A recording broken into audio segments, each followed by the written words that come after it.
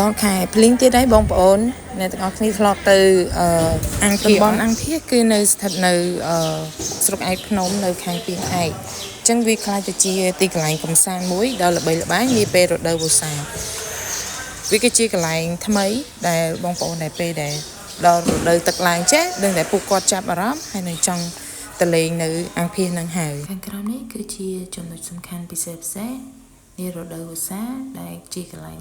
អង្គារបស់យើងនៅខាងក្រោមនេះខ្ញុំនឹងបង្ហាញអ្នកទាំងអស់គ្នាដូចអ្នកទាំងអស់គ្នាបានមើលក្នុងវីដេអូអញ្ចឹងគឺទឹកឡើងពេញព្រាបមានទីធ្លាល្វឹងល្វើយបងប្អូនគាត់អាចលេងហែកទឹកកំសាន្តលក្ខណៈគ្រួសារឬក៏មិត្តភ័ក្តិបងប្អូនអីក៏បានដែរហើយយើងអាចជិះទូកបានទៀតផងអញ្ចឹងឲ្យតែពេលដែលចុងសប្តាហ៍ឬក៏បុណ្យទានជាពិសេសនៅក្នុងខែ7ខែភ្ជុំដឹងតែប្រជាជនជាច្រើនអ្នកនៅនាំគ្នាទៅលេងកំសាន្តនៅតំបន់អង្គាហ្នឹងហើយនៅនឹងដែរគឺមានអាងដែលយើងអាចទឹកលេងកំសាន្តគាត់បានពាក់អាវពោងដូចក្នុងរូបភាពចាដើម្បីការពារសុវត្ថិភាពផងដែរហើយនៅទីនោះផងដែរក៏មានកន្លែងលក់អីញ៉ាំជាច្រើនមានជាកញ្ចក់ជាកន្លែងឲ្យយើងអង្គុយមើលការកំសាន្តសប្បាយនៅខាងម្ដុំហ្នឹងផងដែរកន្លែងហ្នឹងគឺជាកន្លែងដែលមានស្រុកស្រែដែលពេលដែលទឹកនាចទៅវាពីកព្រិញនៅក្នុងកន្លែងហ្នឹងដើម្បីយើងទស្សនាលេងកំសាន្តឬក៏យើងមកលំហែកាយនៅទីនោះយ៉ាងសប្បាយផងដែរសម្រាប់កន្លែងកំសាន្តនឹងទឹកលេងនៅត្រង់ចំណុចទ្វារទឹកឬទំនប់បង្ហៀងអង្គាទឹកដែលហូរកាត់បង្កើតបានជាកន្លែងមួយទឹកលេងយ៉ាងត្រជាក់ចិត្តប្រជាពលរដ្ឋនិងភ្ញៀវទេសចររាប់ពាន់នាក់តែងតែសម្រុកទៅលេងកំសាន្តជិះទូកកាណូតនិងញ៉ាំអាហារជួបជុំគ្នាយ៉ាងកកកជាពិសេសនៅចុងសប្តាហ៍ឬឱកាសបុណ្យទានការបង្កើតមុខរបរដល់អ្នកភូមិភាពអ៊ូអរនៃតំបន់នេះបានជួយបង្កើតចំណូលយ៉ាងច្រើនដល់ប្រជាពលរដ្ឋមូលដ្ឋានទៅតាមការលក់ដូរអាហារភេសជ្ជៈសេវាកម្មជួលពងអាវពោងនិងការបើកបរតុកកំសាន្តសារៈប្រយោជន៍នៅតំបន់នឹងដែរគឺក្រៅពីកន្លែងដើរលេងដ៏ពេញនិយមអង្គាគឺជាអាងស្តុកទឹកដ៏សំខាន់មួយក្នុងចំណោមអាងធំៗទាំង3របស់ខេត្តបាត់ដំបងសម្រាប់ជួយរំដោះទឹកចំនួនផង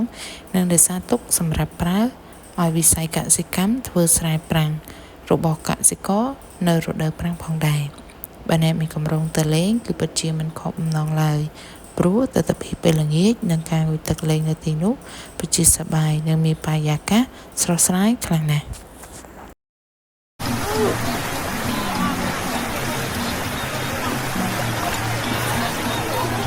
ដែរស្រួលពួលទៅធ្លាក់ស្បែកជើងដូចវិញទៀតអត់មិនអូន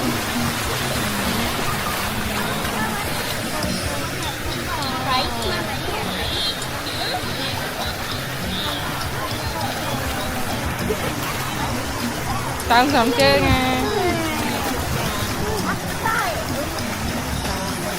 លោកគេហត់ទឹកពីอะไรនោះសុកសាលោកគេហត់នៅอะไรនោះមានអារម្មណ៍មិនដែរអ្នកបវល់មកក្តៅមានអារម្មណ៍មិនដែរក្តៅអត់អត់ទេតែមានអារម្មណ៍ហាមិនជួយជើហើយបើទេសភាពជិះតាមផ្លូវហ្នឹងវិញអែមបើអ្នកទាំងអស់គ្នាចង់សាកលេងខ្ញុំជឿថាมันខកបំណងទេហើយទៅដល់កន្លែងហ្នឹងវាមានកន្លែងលេងទឹករាក់ៗមកឲ្យក្មេងៗឬក៏យើងលេងបានណាហើយដល់ពេលយើងចង់ជិះទូកក៏បានដែរតម្លៃអ្នកយកទូកអីខ្ញុំសួរហ្នឹង10000យើងជិះទៅបើតែឃើញលឿនពេកយើងអត់ហ៊ានជិះអត់មានអាវពោមានអីយើងអត់ហ៊ានបន្ថយ